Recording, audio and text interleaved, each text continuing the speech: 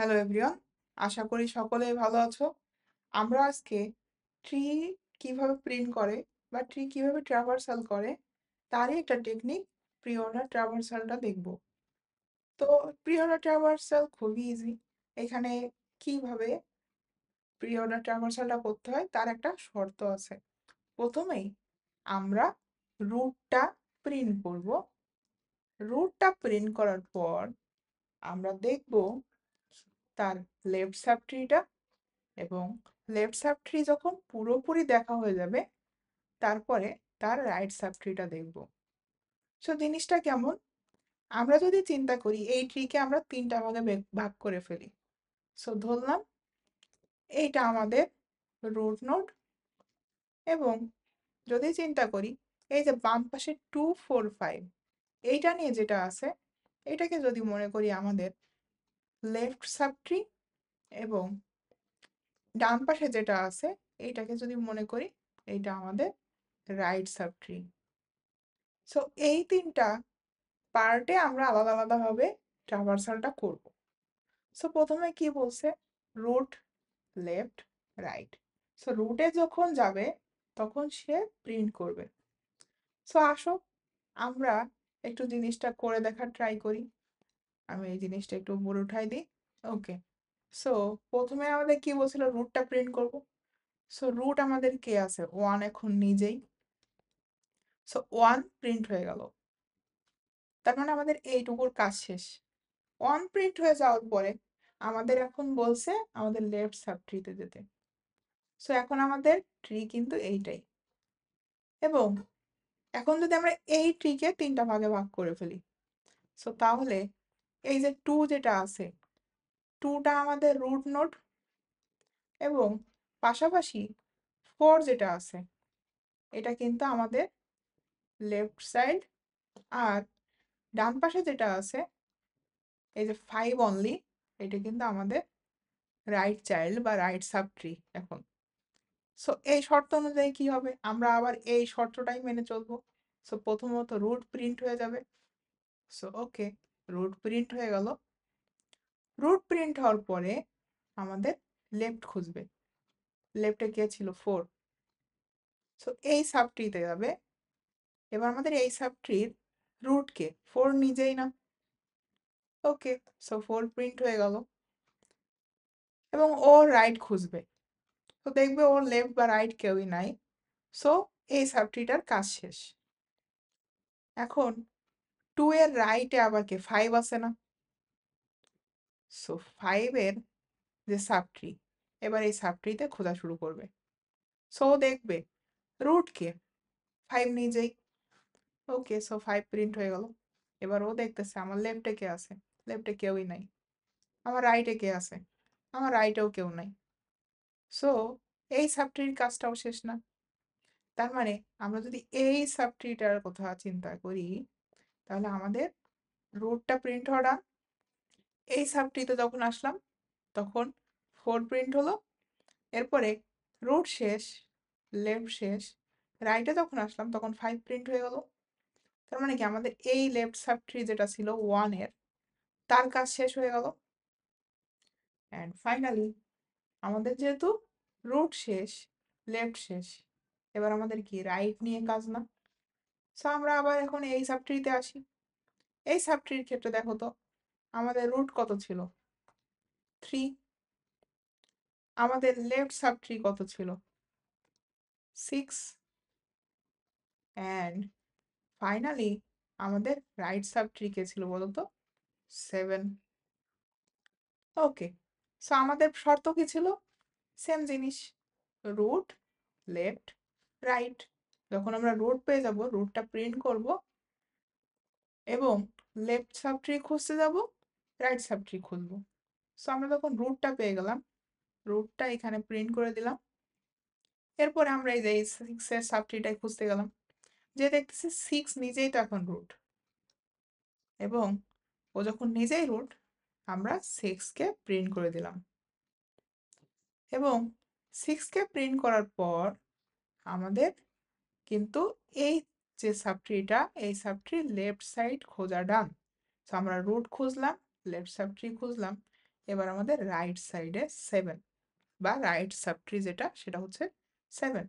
So এইটার ক্ষেত্রে এবার ও নিজেই রুট না, সো রুট প্রিন্ট হলো এবং ও লেফট খুঁজতে গিয়ে পেলো না, রাইট খুঁজতে গিয়েও পেলো না। তার মানে কি আমাদের এই রাইট সাবট্রির কাজটাও শেষ। সো আমাদের লেফট সাবট্রির কাজ শেষ, রাইটের কাজ শেষ, রুটের কাজ শেষ। তার মানে আমাদের এই পুরো সাবট্রিটার কাজ শেষ না, যেটা আমাদের ছিল 1-এর জন্য রাইট সাবট্রি, এইটা আমাদের ছিল 1-এর জন্য লেফট সাবট্রি, এবং 1 নিজেই ছিল রুটটা। তো যখন আমাদের রুটও খোঁজা শেষ, যখন আমাদের লেফট চাইল্ড বা লেফট সাবট্রিটাও খোঁজা শেষ এবং লাস্টে আমাদের রাইট সাবট্রিটাও খোঁজা শেষ, তখন কিন্তু আমাদের বলতেই পারি আমাদের প্রি অর্ডার ট্রাভার্সাল ডান। সো তোমরা যদি এই আউটপুটের সাথে এই আউটপুটটা মিলিয়ে দেখো, দেখবা পুরাই মিলে গেছে। সো আমাদের প্রি অর্ডার ট্রাভার্সালের তাহলে আমরা মেইনলি কি বুঝলাম? আমরা রুটটা প্রিন্ট করব, এরপরে জাস্ট লেফট খুঁজতে থাকবো যতক্ষণ পর্যন্ত আমাদের লেফট সাবট্রির কাজ শেষ না হচ্ছে, ততক্ষণ পর্যন্ত কিন্তু আমরা রাইট সাবট্রি ধরতে পারবো না।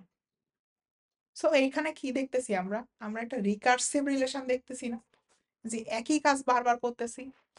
এক সময় এটা একটা বড় ট্রির জন্য ছিল, এরপর এইটা গিয়ে একটা ছোট ট্রির জন্য করতেছি, এই যখন লেফট সাব ট্রি খুঁজতেছি তখন এই ছোট ট্রিটার জন্য একবার করতেছি, একবার এই ছোট ট্রির জন্য করতেছি।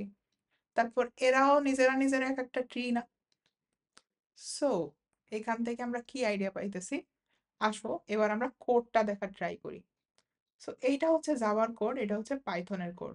জাভার ক্ষেত্রে কি হচ্ছে, আমি একটা পাবলিক স্ট্যাটিক ভয়েড একটা ফাংশন নিছি, যেটা কিছু রিটার্ন করবে না বা নাল ভ্যালু রিটার্ন করবে। সেই ক্ষেত্রে এটার নাম দিছি প্রি অর্ডার এবং ইউজারের কাছ থেকে সে রুটটা নিচ্ছে।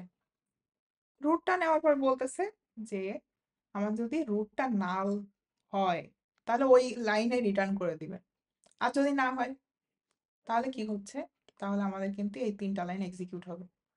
সো এখানে কি হচ্ছে, প্রথমে আমাদের রুট প্রিন্ট হচ্ছে, এরপরে আমাদের লেফট খুঁজতে যাচ্ছে, লেফট যখন পুরোপুরি খোঁজা শেষ তখন রাইট খুঁজতে যাচ্ছে।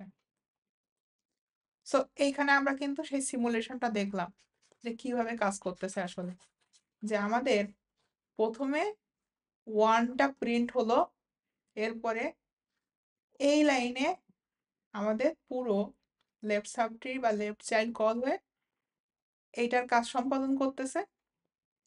যখন এই লাইনটা কল হচ্ছে তখন কিন্তু আমাদের রিকার্সিভ কলের মাধ্যমে এই ফাংশনটা আবার কল হচ্ছে, যেখান থেকে তখন আবার আমাদের রুট, লেফট সাবট্রি এবং রাইট সাবট্রি প্রিন্ট হচ্ছে, যেটা কিন্তু আমরা একটু আগে দেখলাম। আবার যখন আমাদের এই সাবট্রির কাজ শেষ, তার মানে কি আমাদের এই লাইনটার কাজও শেষ। এটা কাজ শেষ হওয়ার পরে আমাদের রাইট চাইল্ড কল হচ্ছে না। So আমাদের রাইট চাইল্ড কে ছিল? এই যে 3 6 7, দ্যাট মিনস এই পুরোটা। এটা যখন কল হচ্ছে সেম ভাবে আমাদের আবার ওই ফাংশনটা কল হচ্ছে, যেখানে আমাদের রুট ছিল 3, আমাদের লেফট চাইল্ড ছিল 6 এবং রাইট চাইল্ড ছিল 7। সো বারবার আমরা দেখতেছি একটা রিকার্সিভ কল হচ্ছে, যেটা আমরা এইখানে একই সাথে জাভা এবং পাইথন প্রোগ্রামের মাধ্যমে দেখতে পাচ্ছি। এবং কিভাবে জিনিসটা কাজ করতেছে হোপফুলি এই সিমুলেশনের মাধ্যমে তোমরা আইডিয়া পেয়ে গেছো। সো এখন আমি তোমাদের জন্য একটা কাজ দিব, তোমরা জাভাই করো বা পাইথনে করো, তোমরা এই কোডটা নিজেরা বাসায় ইমপ্লিমেন্ট করে দেখবা একটা ট্রি এর সাথে। আমরা কিভাবে ট্রি ক্রিয়েট করতে হয় সেটা গতদিন দেখেছিলাম। আজকে তোমরা এই কোডটা পেয়ে গেলে, সো তোমরা এই কোডটা নিজেদের আইডিতে রান করে দেখতে পারো যে আসলেই তোমাদের এই সেম আউটপুটটা আসতেছে কিনা। হোপফুলি তোমরা প্রি অর্ডার ট্রাভার্সাল কিভাবে কাজ করে বুঝতে পেরেছো। বাট তোমাদের মনে প্রশ্ন হতেই পারে, ভাইয়া আমি কোডের মাধ্যমে না, আমি হচ্ছে খাতায় বা হাতে করতে চাই, তার একটা টেকনিক আমি এখন দেখাবো। সো তোমরা একটা ট্রি পেলে তার লেফট সাইডে এইভাবে দাগ দিয়ে দিবা। তার লেফট সাইডে এইভাবে দাগ দিয়ে দেওয়ার পর তোমরা জাস্ট সিম্পলি এই পেনটা এইভাবে ঘোরানো শুরু করবা। একদম দেখো প্রত্যেকটা নোডের পাশ দিয়ে কিন্তু আমি নিয়ে যাচ্ছি। নিয়ে গেলাম। ওকে, ডান। প্রত্যেকটা নোডের পাশ দিয়ে। সো আমাদের যাচ্ছে কিভাবে? এইভাবে না? যাওয়ার সময় দেখো আমি একটু মার্ক করি।